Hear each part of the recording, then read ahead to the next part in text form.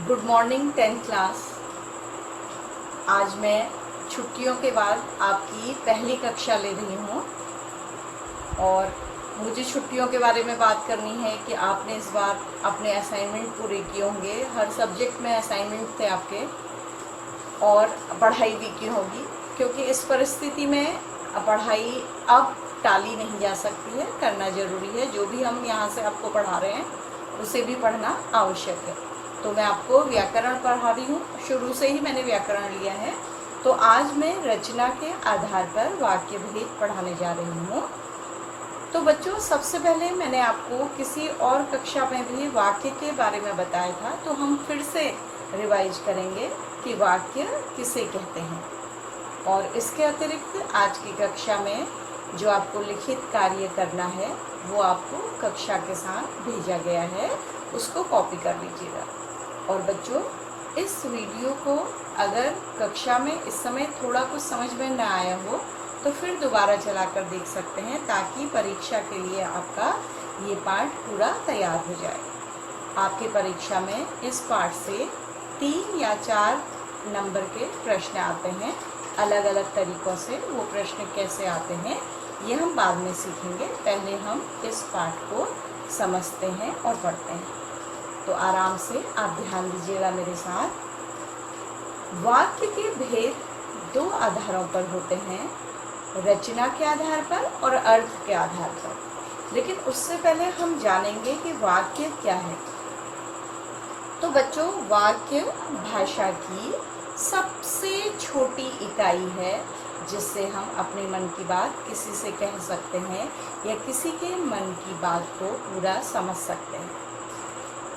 जैसे हमें सामान्य आपस में बातचीत करनी हो तो हम कभी कभी एक शब्द के द्वारा भी वाक्य को समझ लेते हैं, बात को समझ लेते हैं। लेकिन जब बच्चों पढ़ाई की बात आती है, कॉपी में लिखने की बात आती है या हम बुक में पढ़ते हैं, तो तब हम देखते हैं कि पूरे वाक्य होते हैं जिनसे हम किसी को अपनी बात को समझाते हैं। जैसे हमें निबंध लिखना है तो हम किसी वाक्य के लिए एक शब्द का प्रयोग नहीं करेंगे, पूरा वाक्य लिखेंगे। तो बच्चों, वाक्य की परिभाषा है 2 या 2 से अधिक पदों के सार्थक समूह को जिसका पूरा अर्थ निकलता है वाक्य कहते हैं। अब वाक्य में 2 या 2 से अधिक पद होने आवश्यक हैं। 2 पद होने बिल्कुल आवश्यक हैं। वो पद हैं कर्ता और क्रिया। ये आपको पहले से ही पता होगा, उसके बिना वाक्य नहीं हो सकता है। ठीक है। और फिर सार्थक समूह का मतलब है कि 2 पद, मान लीजिए हमने लिख दिया कमल और फूल, हमने लिख दिया तालाब और पानी, या हमने लिख दिया तालाब पानी। 2 पद तो हो गए, लेकिन ये वाक्य नहीं बना। तो 2 या 2 से अधिक पद भी होने चाहिए, मतलब शब्द होने चाहिए। पद का अर्थ है व्याकरणिक शब्द और उनका अर्थ भी निकलना चाहिए। ठीक है।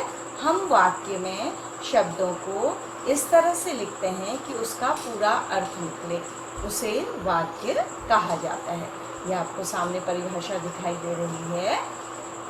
वाक्य में उद्देश्य और विधेय 2 भाग होते हैं बच्चों वाक्य के। इनके बिना वाक्य नहीं बन सकता है।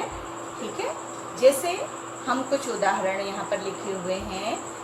सच्चाई सबसे बड़ा गुण होती है।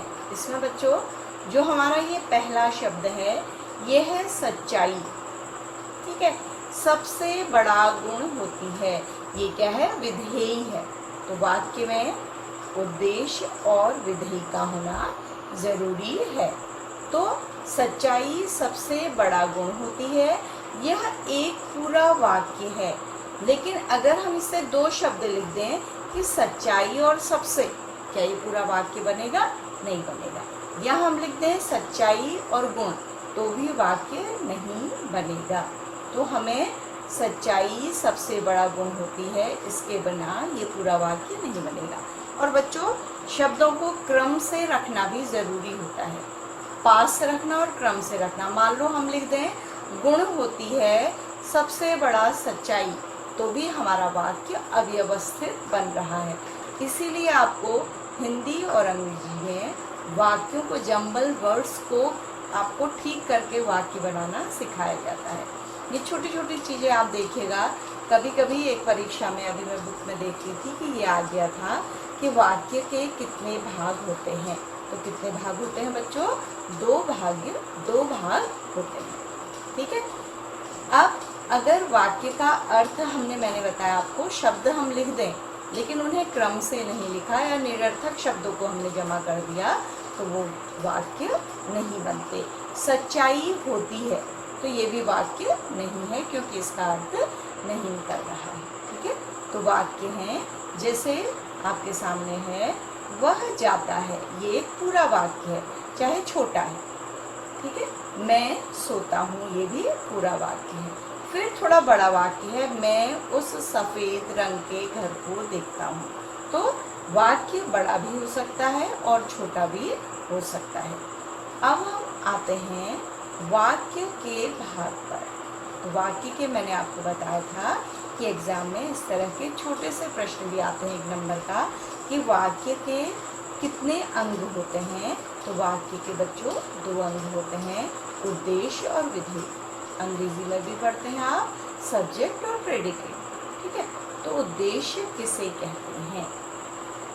तो वाक्य का वह भाग जिसमें किसी व्यक्ति या वस्तु के बारे में कुछ कहा जाता है उसे उद्देश्य कहते हैं। जैसे हम कहें वृक्ष पर फल हैं या राम जाता है, तो राम के बारे में कहा जा रहा है बच्चों, या वृक्ष के बारे में कहा जा रहा है। तो वृक्ष और राम क्या है? हमारे वाक्य के उद्देश्य हैं। ठीक से ध्यान रखिएगा।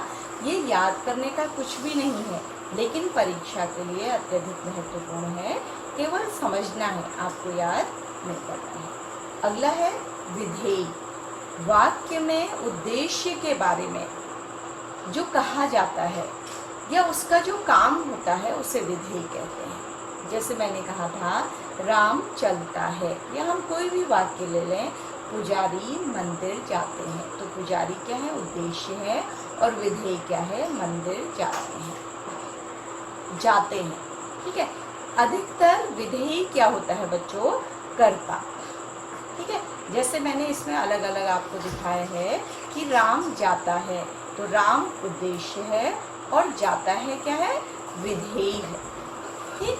और यहाँ पर अब आपको लगेगा कि इस वाक्य में केवल राम विधेय नहीं है, बल्कि विधेय का क्या कर दिया गया है? विस्तार कर दिया गया है। विधेय की विशेषता भी बता दी गई है। क्या विशेषता बताई गई है?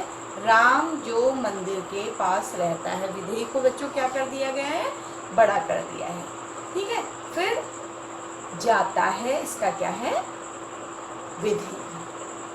राम जो मंदिर के पास रहता है बच्चों, ये उद्देश्य का विस्तार है। मैंने शायद विधेय का कहा, विधेय का नहीं है, ये उद्देश्य का विस्तार है। अगर ये वाक्य होता राम जाता है तो भी क्या हो जाता? पूरा वाक्य हो जाता। ठीक है। मेरा भाई, ये उद्देश्य है, अपनी कार से दिल्ली होते हुए आज बनारस गया है, ये विधेय का विस्तार है।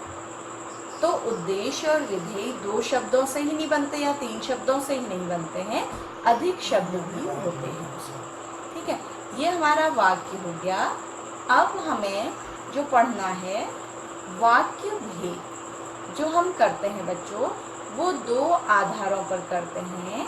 एक अर्थ के आधार पर वाक्य भेद होते हैं जो 8 प्रकार के होते हैं, जो आपने क्लास 9th में पढ़े हैं बच्चों। ये जो आप ग्रामर पढ़ रहे हैं, ये यूपी पुलिस की जो एंट्रेंस परीक्षा होती है, और जिन जिन राज्यों में हिंदी वहाँ की आधिकारिक भाषा है, वहाँ पर ये प्रश्न एसएससी के एग्ज़ाम में और पुलिस वाले एग्ज़ाम्स में भी आते हैं, तो इनकी कभी ज़रूरत पड़ सकती है। ठीक है। और जब आप पीसीएस का एग्ज़ाम हिंदी लेकर देते हैं तो ये बहुत महत्वपूर्ण प्रश्न हैं जो आते हैं उसमें। तो सबसे पहले हम अर्थ के आधार पर वाक्य भेद मैंने आपको बताया, जो हमने 9th में पढ़े। फिर रचना के आधार पर वाक्य भेद, जो आज हम पढ़ने जाएंगे। तो अर्थ के आधार पर वाक्य भेद 8 प्रकार के होते हैं। और रचना के आधार पर वाक्य भेद 3 प्रकार के होते हैं। तो आज हमें पढ़ना है रचना के आधार पर वाक्य भेद। तो ये बच्चों होते हैं सरल वाक्य या साधारण वाक्य, फिर संयुक्त वाक्य, ठीक है, फिर मिश्रित या मिश्र वाक्य। तो इनके नाम देख लीजिए। साधारण वाक्य भी हो सकता है सरल वाक्य का नाम, और उसे क्या कह सकते हैं हम, सरल वाक्य भी कह सकते हैं। 2 नामों से जाना जाता है, ठीक। संयुक्त वाक्य का एक ही नाम है, और मिश्रित वाक्य को मिश्रित वाक्य या मिश्र वाक्य कहा जाता है। तो ये 3 प्रकार के वाक्यों को आज हमने उनकी परिभाषा को जानना है तथा उनके उदाहरणों को ध्यान रखते हुए सीखना है कि हमें परीक्षा में ये प्रश्न किस प्रकार से हल करना है। बच्चों, आप मुझे लगता है कि ठीक से ध्यान दे रहे होंगे और मेरी बात को सुन पा रहे होंगे और समझ पा रहे होंगे। यदि आपको लगता है कहीं पर कि आप बात को ठीक से नहीं समझ पा रहे हैं, तो आप अपनी क्लास टीचर के थ्रू अपनी बात मुझ तक पहुंचा सकते हैं, या मुझे भी व्हाट्सएप पर बता सकते हैं कि कौन सा व्याकरण का ऐसा पार्ट है जो आपको ठीक से समझ में नहीं आ रहा है। ठीक है बच्चों, तो हम सरल वाक्य की परिभाषा लेते हैं। बच्चों, सरल वाक्य जैसा कि कहने से ही लग रहा है, सरल, जिसमें एकदम अर्थ छोटे से शब्दों में समझ में आ जाए, जिसमें कोई अन्य वाक्य मिला हुआ न हो, साधारण वाक्य। ठीक है, एक ऐसा वाक्य, अगर हम साहित्यिक परिभाषा करें तो एक ऐसा वाक्य जिसमें क्रिया एवं एक ही कर्ता होता है, या जिस वाक्य में एक ही उद्देश्य एवं एक ही विधेय होता है। मतलब उसमें एक ही कर्ता होता है काम करने वाला, और उसकी एक ही क्रिया होती है। उसे क्या कहा जाता है बच्चों? सरल वाक्य कहा जाता है। तो दिमाग में रखिएगा, जैसे राम जाता है, राम करता है और जाता है क्या है? क्रिया है। और अगर हम उद्देश्य और विधेय की भाषा में कहें कि राम उद्देश्य है और जाता है क्या है? विधेय है, तो ये क्या हो गया? सरल वाक्य। ठीक है, तो ऐसा कहने से, इस परिभाषा से हमको लग रहा है कि सरल वाक्य क्या 2 ही शब्दों के होते हैं या 3 ही शब्दों के होते हैं? नहीं, ऐसा नहीं होता है। अभी मैं आपको उदाहरणों के द्वारा बताऊंगी कि सरल वाक्य थोड़ा बड़ा भी हो सकता है, जिसमें या तो कर्ता का विस्तार होता है या क्रिया का विस्तार भी हो सकता है। जैसे पहला वाक्य है, रोहन खेलता है। रोहन क्या है? उद्देश्य, और खेलता है क्या है? विधेय है। आपको ये भी आना चाहिए। ये भी प्रश्न आया है किसी साल के बोर्ड में कि एक वाक्य दे दिया गया है, उसमें से उद्देश्य और विधेय अलग करना है, बताना है। ठीक है, या क्रिया और कर्ता को अलग करना है। मीता दौड़ती है, तो मीता उद्देश्य है और विधेय क्या है? दौड़ती है। फिर है आकाश भागता रहता है। अब इसमें आप देखिए, क्रिया को थोड़ा सा क्या दे दिया है? विस्तार दे दिया है। ठीक है, भागता है नहीं लिखा, बल्कि क्या कर दिया? उसको भागता रहता है। अब यहाँ है बच्चों, छात्र छात्राओं ने अपना काम पूरा कर लिया है, या यहाँ पर हो सकता था छात्र और छात्राओं ने अपना काम पूरा कर लिया है। बिल्कुल कंफ्यूजन न हो, इसलिए मैं आपको बता रही हूँ कि ये भी सरल वाक्य है। क्यों है बच्चों सरल वाक्य? यहाँ पर छात्र और छात्राओं, ये 2 कर्ता हैं, लेकिन यहाँ पर क्रिया क्या है? एक है। और इनको कैसे लिखा गया है? एक। अगर लिखा जाता कि छात्रों ने अपना काम कर लिया है और छात्राओं ने अपना काम कर लिया है, तो ये सरल वाक्य नहीं होता। ठीक है, तो यहाँ पर उद्देश्य भी एक है और विधेय भी क्या है? एक है। केवल उसको क्या कर दिया गया है? विस्तार दे दिया गया है। ठीक, आगे हम बढ़ते हैं। राम और श्याम सोहन के घर आगरा गए। क्या है क्रिया? एक है, गए।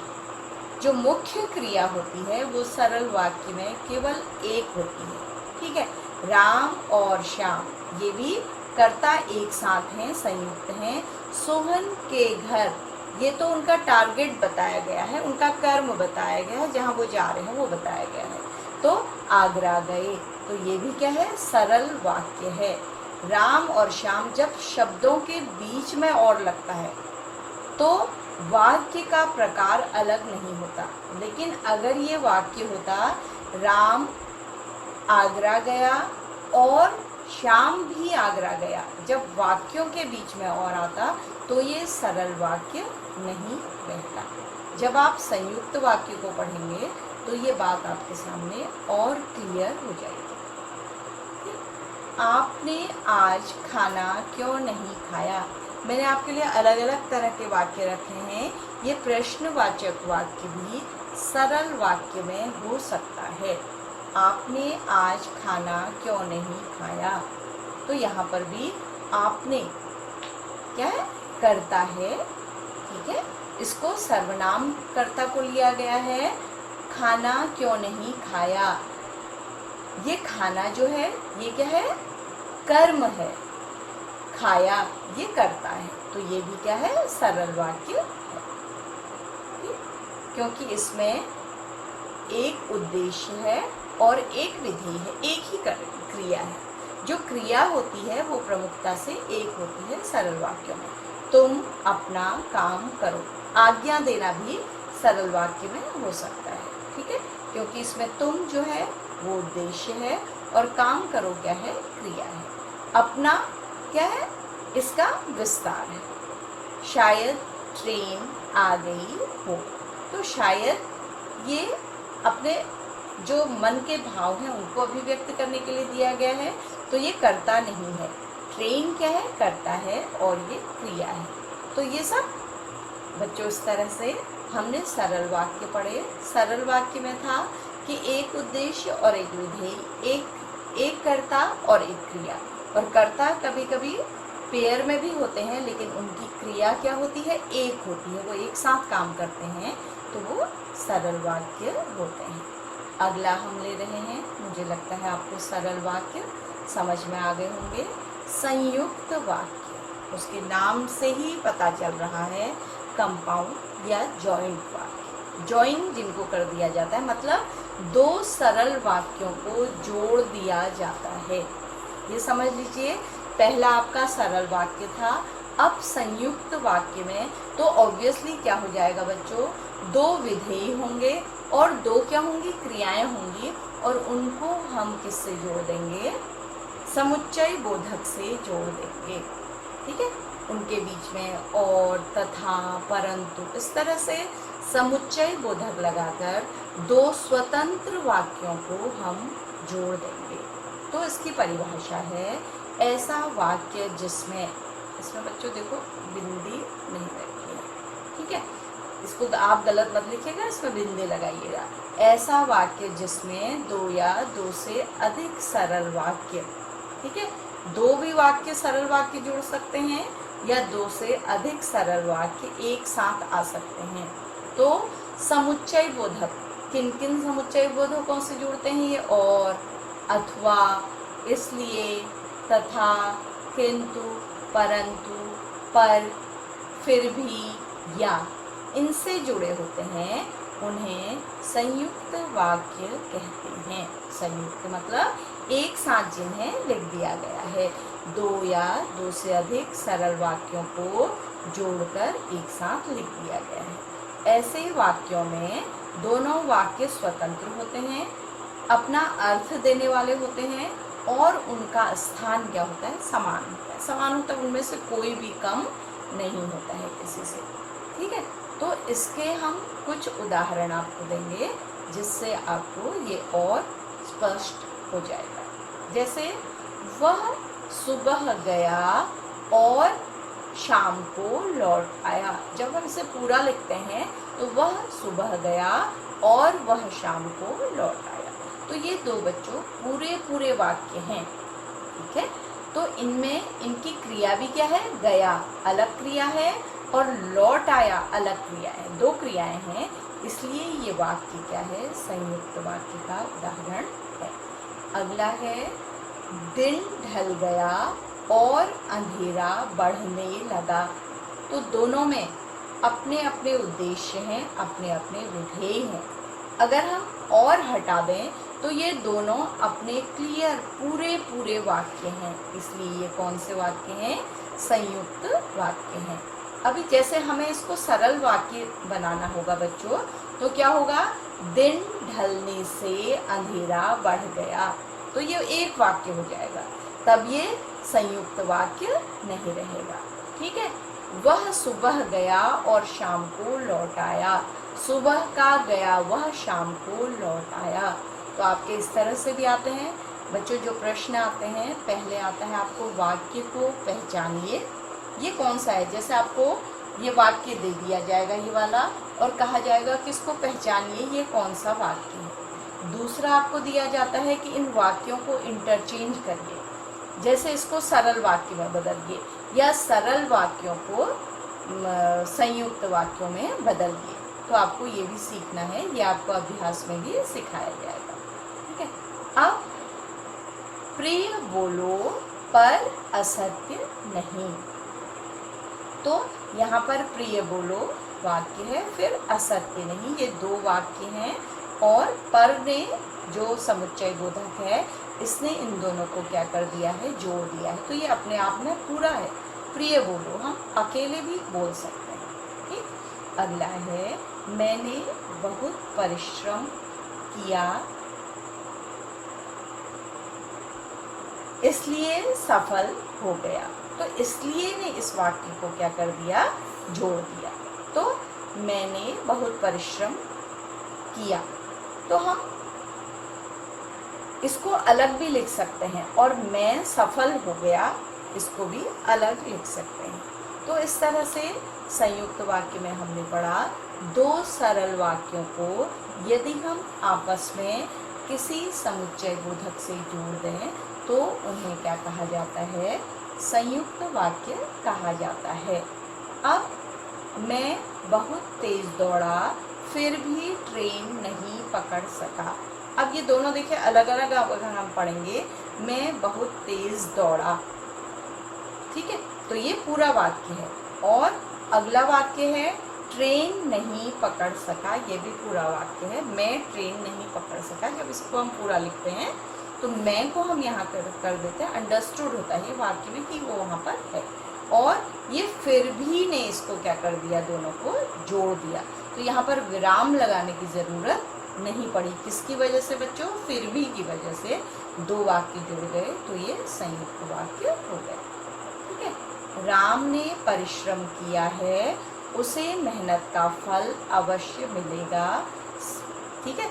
अब ये यहाँ पर हमने क्या किया, कभी कभी समुच्चय बोधक का लोप हो जाता है, इसलिए ये वाक्य मैंने आपके सामने रखा है, उसे हम कॉमा से क्या कर देते हैं, अलग कर देते हैं, विराम नहीं लगा देते, तो भी यह संयुक्त वाक्य है, क्योंकि परिश्रम किया है एक क्रिया है, अवश्य मिलेगा ये क्या है, दूसरी क्रिया है, विराम भी नहीं लगा है।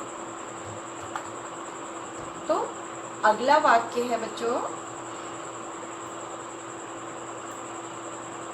सब लोग चले गए, चारों तरफ सन्नाटा हो गया और बच्चे डर गए। अब बताइए इसमें कितने सरल वाक्य मिले हुए हैं, सब लोग चले गए एक, चारों तरफ सन्नाटा हो गया दो, बच्चे डर गए। तो एक जगह हमने जो समुच्चय बोधक है उसका लोप कर दिया, इसको छिपा दिया, और एक जगह समुच्चय बोधक को क्या कर दिया, लगा दिया। कभी कभी आगे आप जब मिश्रित वाक्य पढ़ेंगे तो इस तरह के वाक्यों में, जो ये वाला वाक्य है, ये वाला वाक्य जो है बच्चों, इसमें कभी कभी कंफ्यूजन हो जाता है कि ये मिश्रित वाक्य तो नहीं है, लेकिन ये मिश्रित वाक्य नहीं है, क्योंकि ये वाक्य किसी पर डिपेंड नहीं है, तीनों वाक्य अपने आप में क्या है, अलग अलग है। तो इस तरह से ये हमारा कौन सा वाक्य हो गया, संयुक्त वाक्य हो गया। अब मैं आपको बताती हूँ कुछ अभ्यास करके देखते हैं हम। जो आज हमने पढ़ा बच्चों, आज हमने पहले जाना कि वाक्य किसको कहते हैं, उसमें परीक्षा में क्या आ सकता है, मैंने ये बताया। फिर बताया कि रचना के आधार पर वाक्य के 3 भेद होते हैं, ठीक है, सरल वाक्य, संयुक्त वाक्य, मिश्रित वाक्य। फिर मैंने आपको सरल वाक्य की परिभाषा बताई, उसके उदाहरण बताए, वो छोटे भी हो सकते हैं और बड़े भी हो सकते हैं, ये बताया। फिर संयुक्त वाक्य बताया कि वो सरल वाक्यों का मिश्रण है, लेकिन उसे समुच्चय बोधक के द्वारा जोड़ दिया जाता है। और अब हम देखेंगे कुछ अभ्यास करके कि क्या आप इनको पहचान पाते हैं, ठीक है। पहला वाक्य है बच्चों, वह सुबह गया और शाम को लौट आया। तो आप सोचिए कौन सा वाक्य है जिसे हमने इस समुच्चय बोधक से जोड़ा है। तो ये बच्चों कौन सा वाक्य है, संयुक्त वाक्य, क्योंकि इसमें हमने 2 अलग अलग पूरे वाक्यों को क्या कर दिया, जोड़ दिया, ठीक। अब सीता खाना खाती है, ये कौन सा वाक्य है बताइए, एक कर्ता है और एक क्रिया है, ठीक है। खाना तो क्या है, हमारा कर्म है बच्चों, ठीक है। तो कर्म हो सकता है उसमें, लेकिन कर्ता और क्रिया एक है, तो ये कौन सा वाक्य है, सरल वाक्य, ठीक। अब दिन ढल गया और अंधेरा बढ़ने लगा, और तो तुरंत पहचान जाइए ये कौन सा वाक्य है, संयुक्त वाक्य, ठीक है। अगर यहाँ पर होता बच्चों कि दिन और रात सबके जीवन में आते हैं और शब्दों के बीच में होता, तो ये सरल वाक्य होता। अगर और शब्दों को अलग कर रहा है तो ज़रूरी नहीं कि वो संयुक्त वाक्य हो। ये ध्यान रखिएगा कि वाक्य के बीच में समुच्चय बोधक होना चाहिए। श्याम पढ़ाई करता है, ये कौन सा वाक्य है, सरल वाक्य, क्योंकि ये जुड़ा वाक्य नहीं है, अकेला वाक्य है, अपने आप में स्वतंत्र है, ठीक है। संगीता चलती है और गुनगुनाती है, संगीता चलती है और वह गुनगुनाती है। बच्चों यहाँ पर जो हमने ये वह को जब हम 2 वाक्य लिखते हैं तो वो अंडरस्टूड होता है, हम लिख भी सकते हैं उसको और नहीं भी लिख सकते हैं, ठीक है। तो और वह गुनगुनाती है, तो यहाँ पर ये कौन सा वाक्य हो गया, संयुक्त वाक्य। हम सब घर को जाते हैं, ये कौन सा वाक्य है, सरल वाक्य है। तो बच्चों इस तरह से मुझे लगता है आज का पाठ मैं यहीं पर समाप्त करती हूँ। अगली कक्षा में हम वाक्य का तीसरा प्रकार संयुक्त वाक्य पढ़ेंगे और उसके उपवाक्यों के भी कुछ प्रकार होते हैं, हम उन्हें जानेंगे। तो आप इस वीडियो को देखकर अभ्यास करेंगे और लिखित कार्य जो आपको करना है वो मैंने कक्षा के साथ भेजा है, उसको अपनी कॉपी में लिख लेंगे। तो बच्चों आज की कक्षा हम यहीं पर समाप्त करते हैं।